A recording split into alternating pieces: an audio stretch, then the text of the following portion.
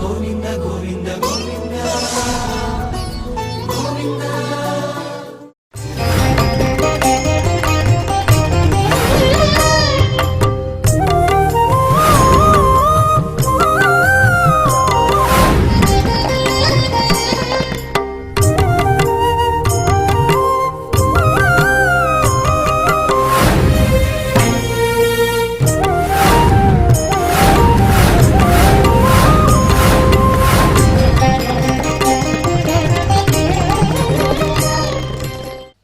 ఓం నమో వెంకటేశాయ. గురుర్బ్రహ్మ గురుర్విష్ణు గురుర్దేవో మహేశ్వర గురుః సాక్షాత్ పరం బ్రహ్మ తస్మై శ్రీ గురవే నమః. జటిలం చీరవసనం దండకారణ్యవాసినం మునివేషధరం ధ్యాయేత్ అరణ్యే కాండ ఉత్తమే. శ్రీరామచంద్ర పరబ్రహ్మణే నమః. అథ శ్రీమద్ రామాయణే ఆదికావ్యే అరణ్యకాండే ఏకోనవింశः సర్గः. ఉపలభ్య శనైః సంజ్ఞాం తమ్మే శంసితుమర్హసి ఏన త్వం దుర్వినీతేన వనే విక్రమ్య నిర్జిత. పంచవటిలో లక్ష్మణుని చేత దండించబడి ముక్కు చెవులు కొయ్యబడినటువంటి శూర్పణఖ ఆ దండకారణ్యంలో ఉన్నటువంటి తన సోదరుడైన కరుని దగ్గరికి వచ్చినది. వచ్చేటప్పటికి వచ్చి అక్కడ కుప్పకూలి పడిపోయింది. ఆమెను చూచి కరుడు ఎంతో కోపంతో చింతనిప్పుల వంటి నేత్రములతో ఊగిపోతూ క్రోధంతో అడుగుతున్నాడు, అసలు నిన్ను ఈ విధంగా చేసినటువంటి వారెవరు? ఎవరైనా పాము పడగ మీద వేలితో కొడతారా? ఎవరైనా యమపాశాన్ని మెడకు చుట్టుకుంటారా?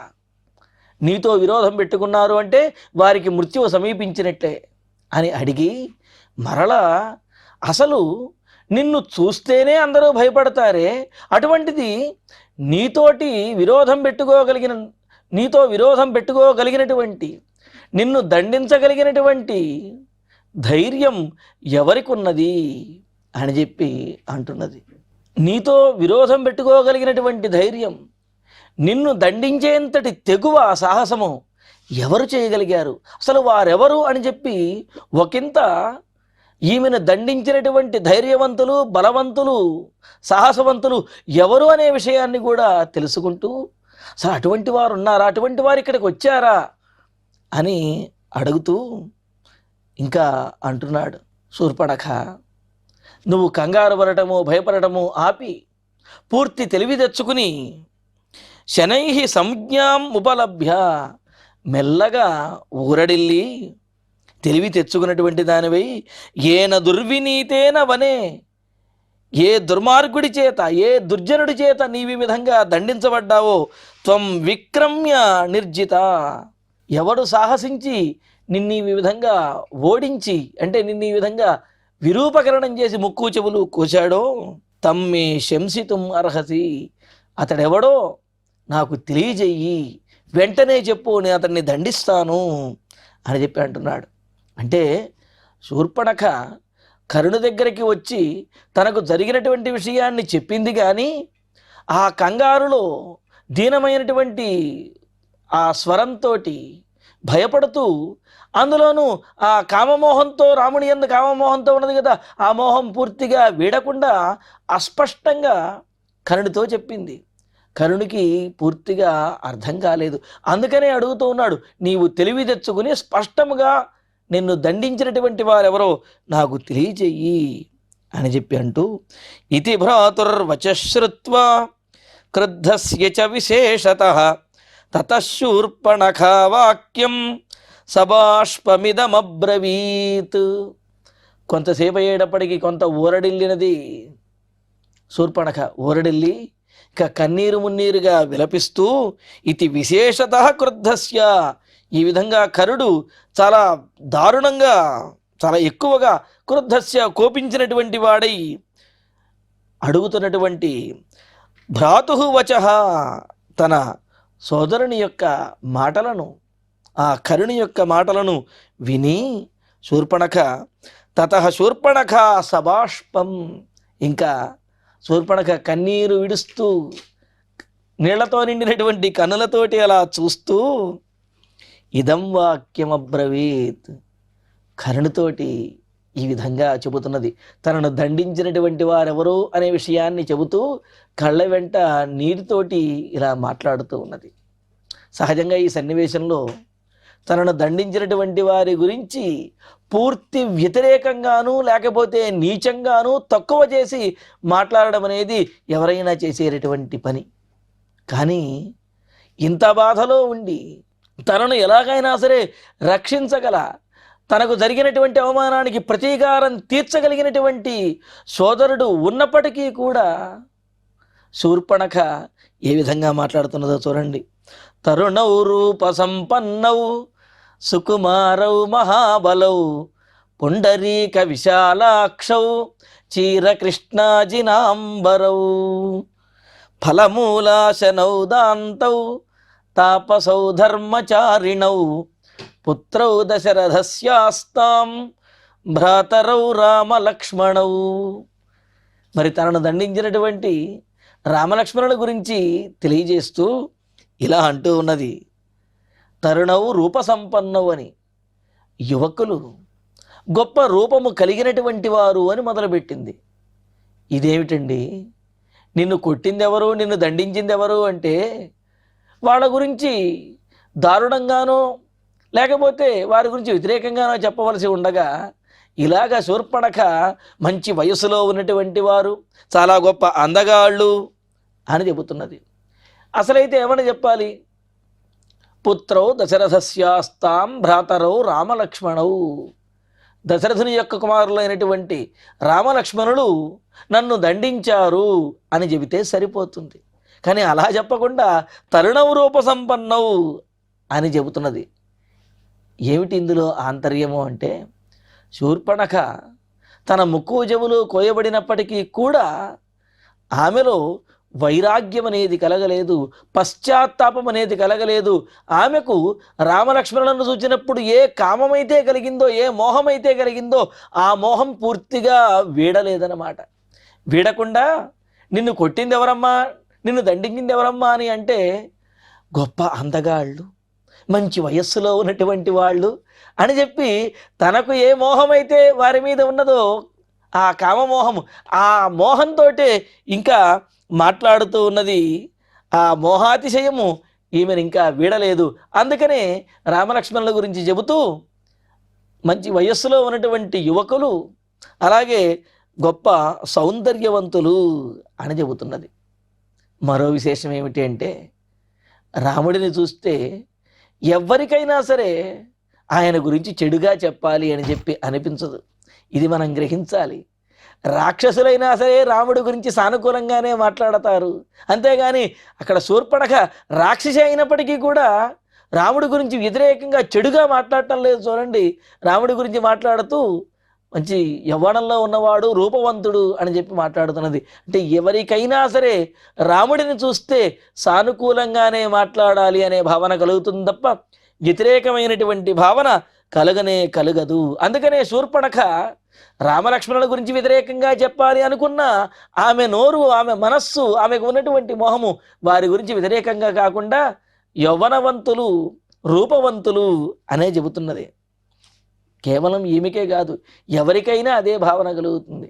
మరొక ఉదాహరణగా తీసుకుంటే, ఆంజనేయ స్వామి లంకలో ఉన్నటువంటి సీతాదేవి దగ్గరికి వెళ్ళినప్పుడు అక్కడ సీతాదేవి అడుగుతుంది, యాని రామస్య చిహ్నాని, రాముని యొక్క పోలికలు, రాముని యొక్క సాముద్రిక లక్షణాలు తెలియజేయవయ్యా, అప్పుడు నీవు రామదూతమని నమ్ముతాను అని అంటే, అప్పుడు ఆంజనేయ స్వామి ఏమని చెప్పాలి?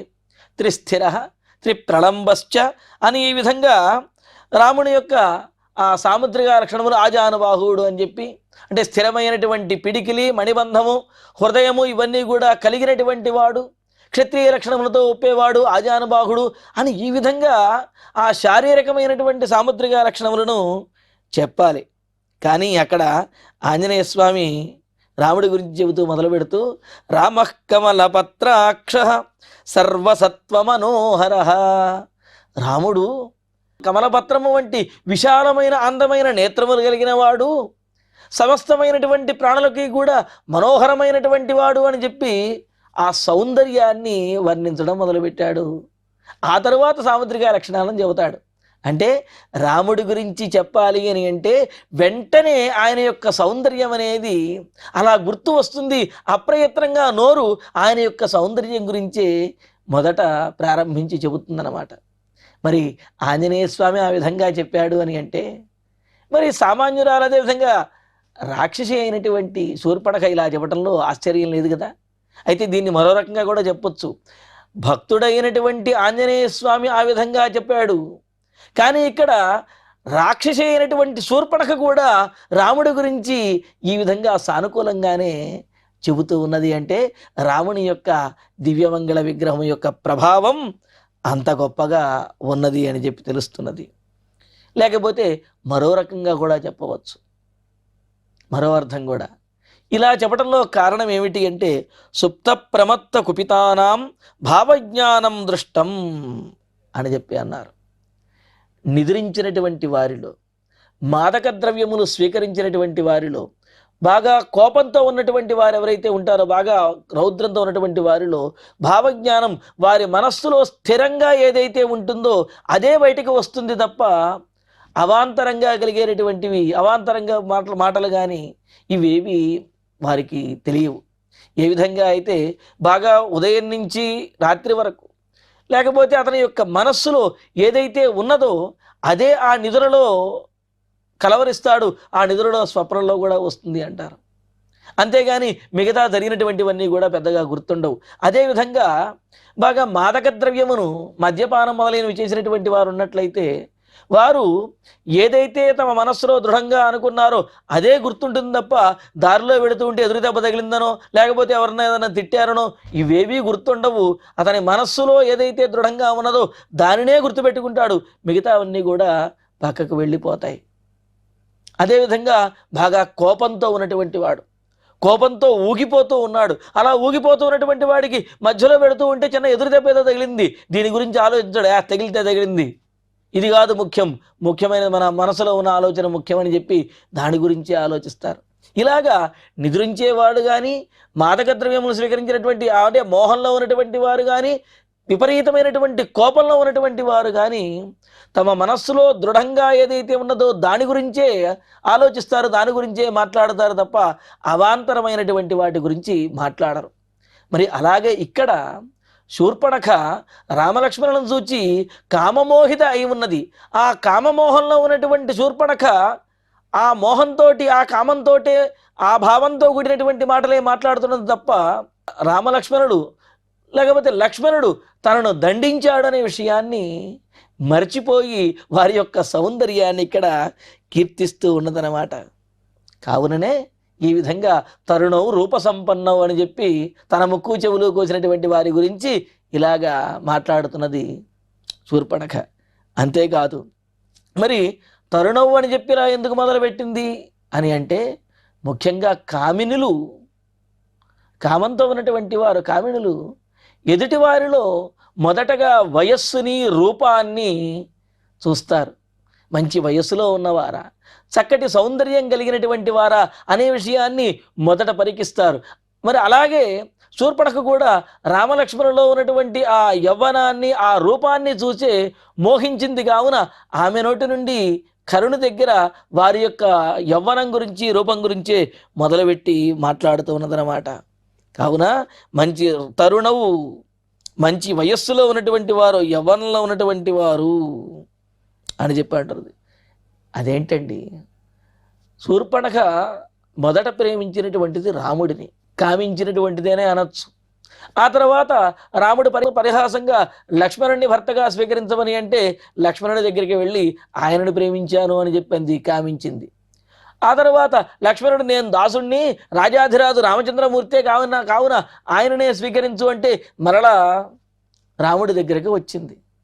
వచ్చినప్పుడు ఇప్పుడు దండించినటువంటి వాడు లక్ష్మణుడు అని చెప్పి లక్ష్మణుడిని గురించి చెప్పవచ్చు, లేకపోతే కాదన్నటువంటి వాడు రాముడు అని చెప్పి రాముడి గురించి చెప్పవచ్చు. కానీ తరుణవు అని చెప్పి ఇద్దరి గురించి ఒకేసారి చెబుతున్నది అని అంటే శూర్పణఖకి రామలక్ష్మణులలో తారతమ్యం అనేది తెలియలేదు. తాను కామించడానికి రాముడైనా సరే లక్ష్మణుడైనా సరే ఇద్దరిలో ఒకరైనా సరే ఇద్దరైనా సరే అన్నట్లుగా ఈ విధంగా ఎవరిని స్వీకరించడానికైనా ఎవరికి భార్యగా ఉండడానికైనా సరే సిద్ధపడిపోయింది. అందుకనే ఇద్దరిని కలిపి తరుణవు అని చెప్పి అంటూ ఇద్దరు యువకులు అని చెప్పి అంటుంది.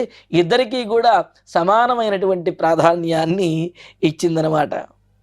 పైగా వయస్సులో కానీ రూపంలో కానీ రామలక్ష్మణులు ఏమాత్రము ఇద్దరిలో ఒకరితో ఒకరు ఏమాత్రము తీసిపోయినటువంటి వారు.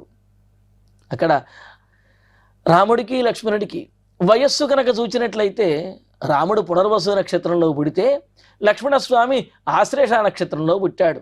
అంటే ఇద్దరికి ఒక 2 రోజులు మాత్రమే వయస్సులో తేడా అనేది ఉన్నది. దాదాపు సమానమే కదా మరి వయస్సు.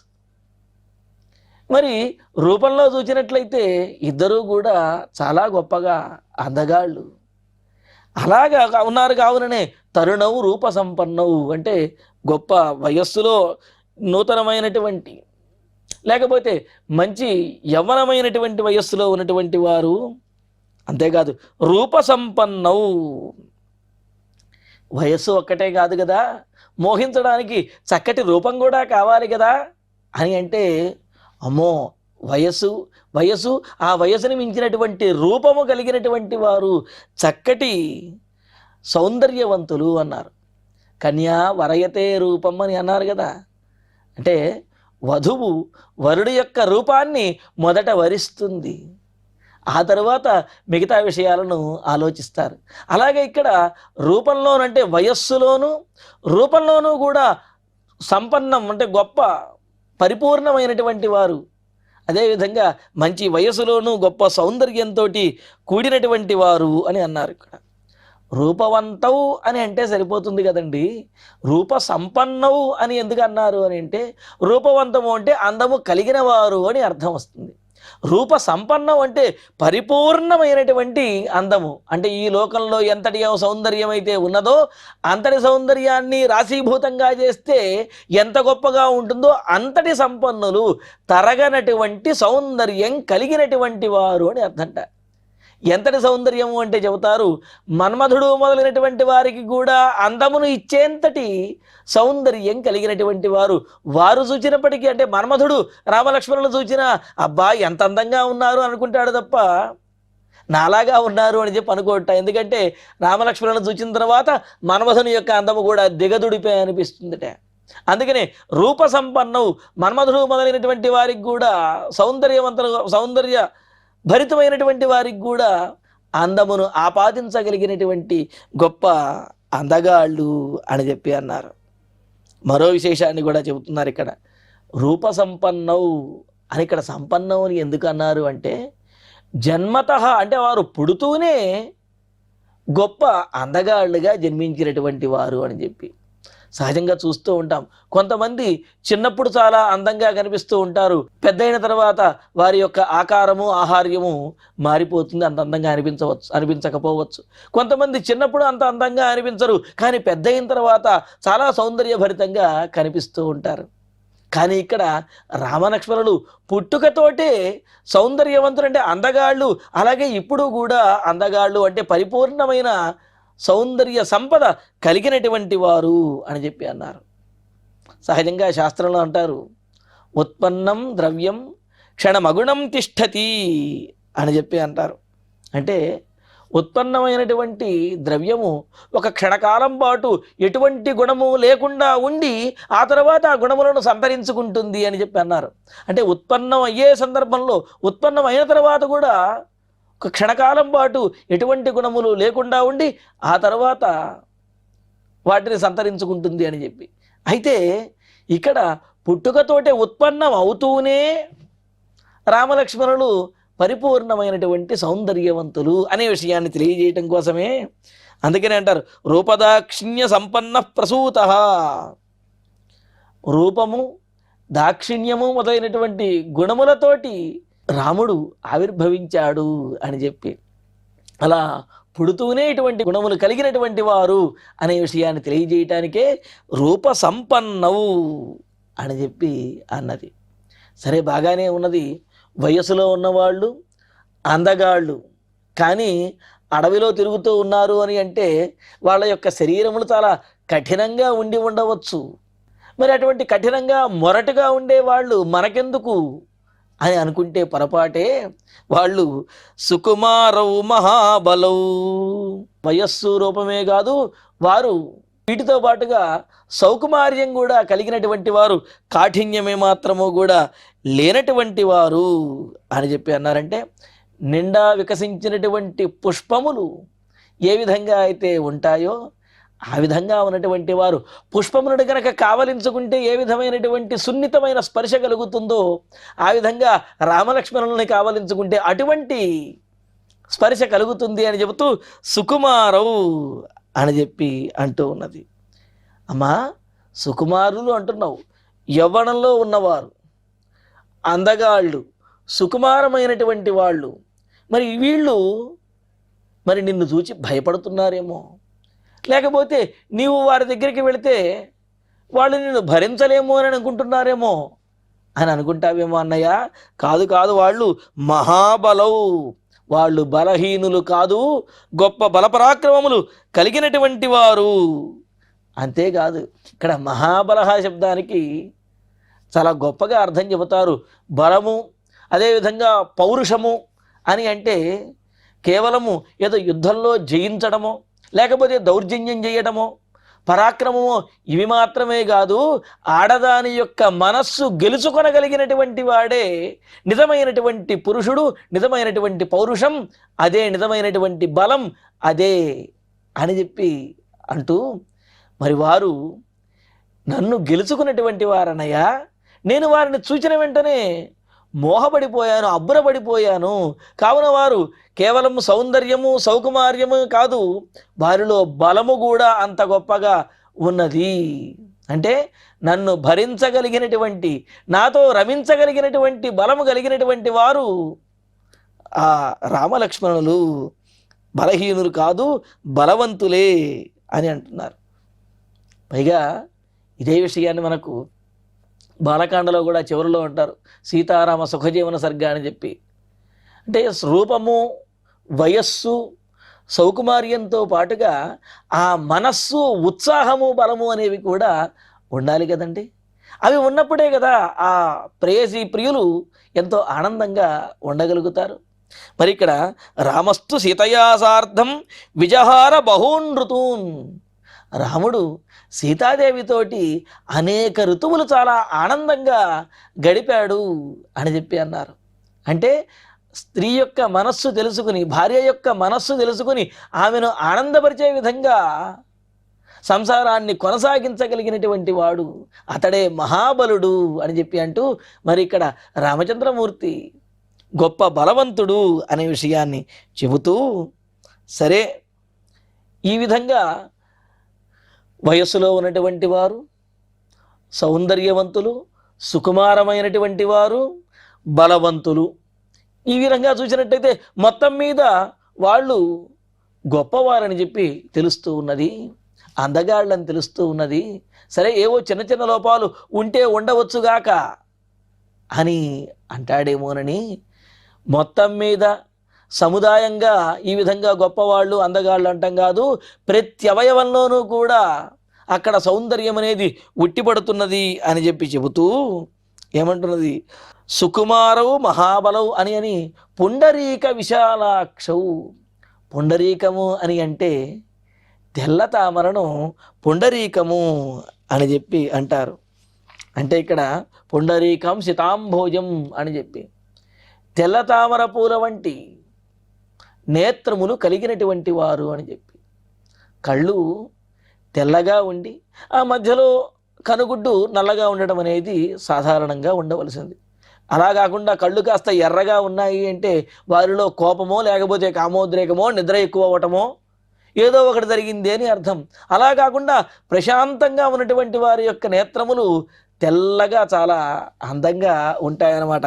అలాగా తెల్లనైనటువంటి నేత్రములు అంటే తామర పువ్వు వంటి తెల్లనైన నేత్రము కలిగిన వాడు తమోగుణముతోటో లేకపోతే రజోగుణముతోటో ఎరుపెక్కినటువంటి నేత్రములు కాకుండా పరిపూర్ణమైనటువంటి సత్వగుణముతోటి నిర్మలమైనటువంటి తెల్లనైనటువంటి నేత్రములు కలిగినటువంటి వాడు అని చెప్పి, పైగా ఈమెను చూసిన తర్వాత ఎవరిలోనైనా సరే కోపమో భయమో వస్తుంది. అలా కోపమో భయమో కలిగినప్పుడు కన్నులలో రంగు మార్పు అనేది వస్తుంది. కానీ శూర్పణఖను చూచిన తర్వాత కూడా వారు ఏమాత్రమూ భయపడకుండా పుండరీక విశాలాక్షౌ, పుండరీకం వంటి తెల్ల తామర వంటి నేత్రములతోటి అలా చూస్తూ ఉన్నారు అంటే ఎంత మనోనిబ్బరము కలిగినటువంటి వారు, ఎప్పుడు సత్వగుణంతో విరాజిల్లేటటువంటి వారు అని చెప్పి అంటూ, కేవలము రూప సౌందర్యమే కాదు, వారు ధరించినటువంటి వస్త్రము కూడా చాలా విశేషంగా ఉన్నది.